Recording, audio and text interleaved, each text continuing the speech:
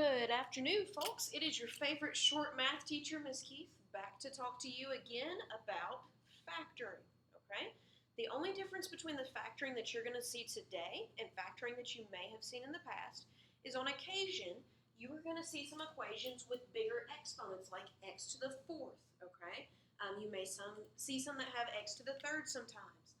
That biggest exponent, whatever it may be, you're going to hear me refer to that as your degree. Okay? So the degree is just your biggest exponent. Here's why it's important. If I look at this first equation here and I see an x squared, which means my degree is 2, what that tells me right off the bat is when I factor this, I should get 2 factors, and I should also get 2 solutions. When I see this x to the fourth right here in the second example, I know right away when I factor, okay, I should get 4 solutions. So the degree tells you how many solutions that you should have. Okay? So hopefully the first equation that you see here under example A looks very familiar. Okay? There's nothing in common between x squared, 4x, and 32. So I go ahead, if I want to factor that, and I make my x. Negative 32 goes on top, and 4 goes on bottom. And if I'm thinking about that, let's see, 8 and 4 multiply to 32. In order to get a 4 out of those, I have to do 8 minus 4. Okay? So right there, ooh, that moves. Right there are my factors in the x. So your factors are just x plus 8 and x minus 4. Then ask you for factors, you're done right there. You don't do anything else.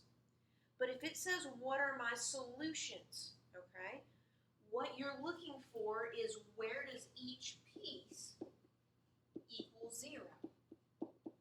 Okay. Well, the first piece, it equals 0 when x is negative 8. The second piece equals 0 when x equals 4. And then you're done right there, okay? So that was just a little bit review just to get your feet wet. Let's take a look at the second part of part A. The only difference here is that I have an x to the fourth.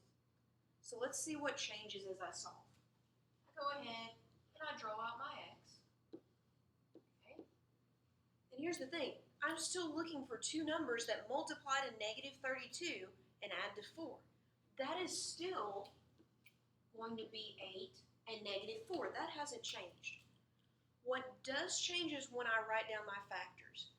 You are now splitting up 4 x's. So when you write down your factors in parentheses, each factor gets 2 x's because that's how I split 4 in half, 2 and 2. So it's not x plus 8, it's x squared plus 8.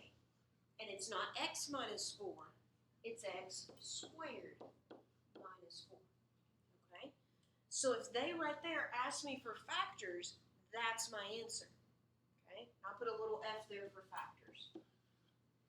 But if they want my solutions, what I'm looking for is where does each piece equal 0? Some of you may be able to do some of that in your head, okay? But if you can't, take each piece, set it equal to 0, and go ahead and solve that. So for the first piece, the first thing I do is subtract the 8 to the other side. Okay? But I've still got an x squared there. The way I get rid of the squared is to square root it. And something I want to remind you of, if you ever get a negative inside of a square root, that is an imaginary number. Okay? So you have to put that little cursive I there with that 8 because it was negative and you square rooted it. I always put a plus minus whenever I square root something because square roots can have 2 possible answers. 2 squared is 4, but so is negative 2. Okay? So there's 2 of my answers. Then I go to the other piece. If I'm going to solve it, I add 4 to the other side. Okay? And just like in the previous step, I've now got a square root. Well, here's the thing. 8 didn't have a square root, so I left it alone. 4 does have a square root that I know, okay? 8 does have a square root, but it's really ugly. 4 has a square root that's pretty easy to write. It's 2. So your answer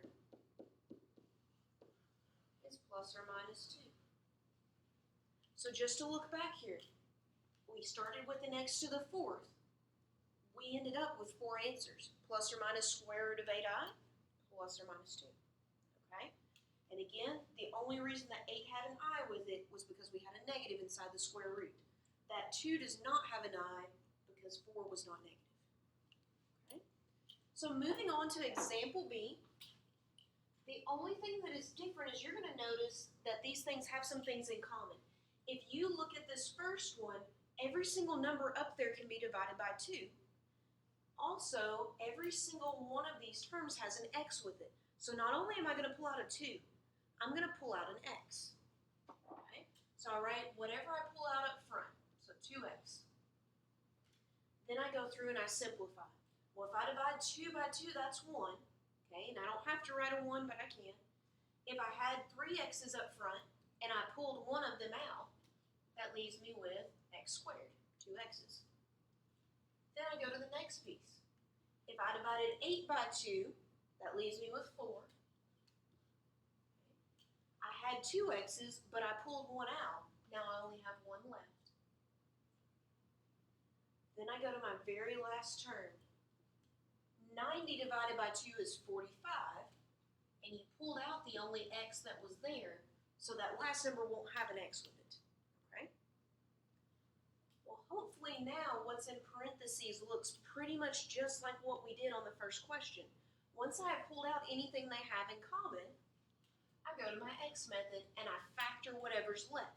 So now I'm looking for 2 numbers that multiply to negative 45 and add to negative 4. Well, that would be negative 9 and 5. Okay? So when I go to write down my factors, I don't want to forget about that little 2x, okay, that I pulled out. It's still there. I also have an x minus 9 and an x plus 5. So you'll notice on the first part of your practice sheet, all it asks for are factors. That's my answer if they want factors. If they want zeros or solutions, that's where each piece actually equals 0. So if I look at the first piece, where does 2x equal 0? Well, that happens when x equals 0, because 2 times 0 gives me 0. If I go to the second piece, where does x minus 9 equal 0? Well, that happens when x is positive 9. And very last piece here, where does x plus 5 equal 0? That happens when x equals negative 5. And you're done right there. So the only thing that we did differently on this question, we started with an x cubed, which meant we were going to have 3 answers. Well, where does that third answer come from?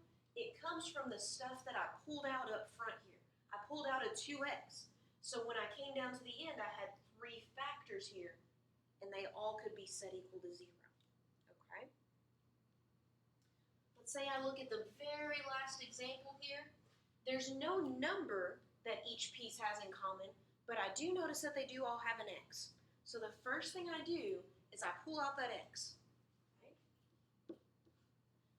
So in the first piece, if I had 5 x's and I pulled one out, that leaves me with an x to the 4th. My second piece, I had 3 x's, but I pulled one out. So now I have 8x squared.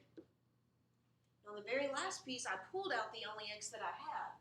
So all I have left is a 12. Okay?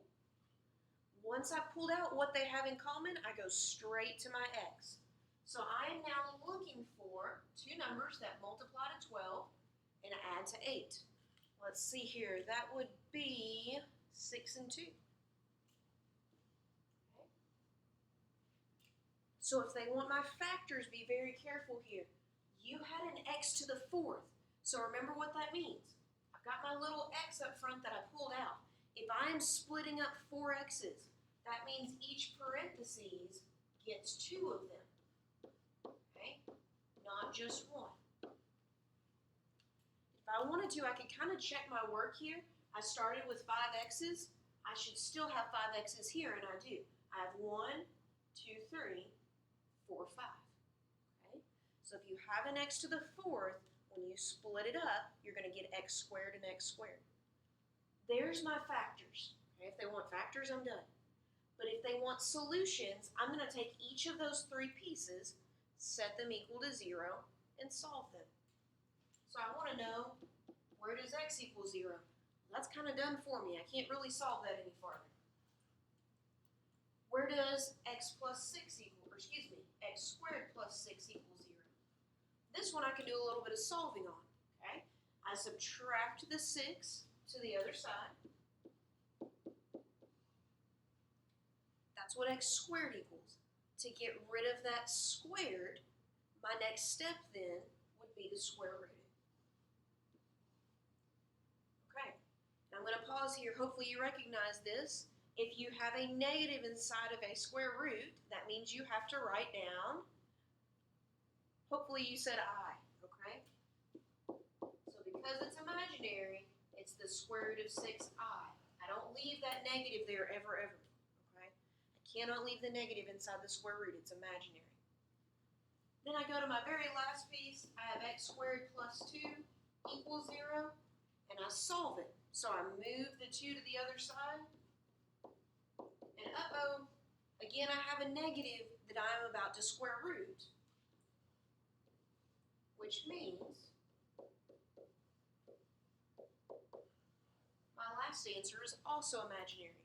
So we started with an x to the 5th. We ended up with 5 answers. You've got 1, 2, 3, 4, 5. Okay? So go ahead and start working on the practice on the back of these notes. If you have questions, feel free to ask.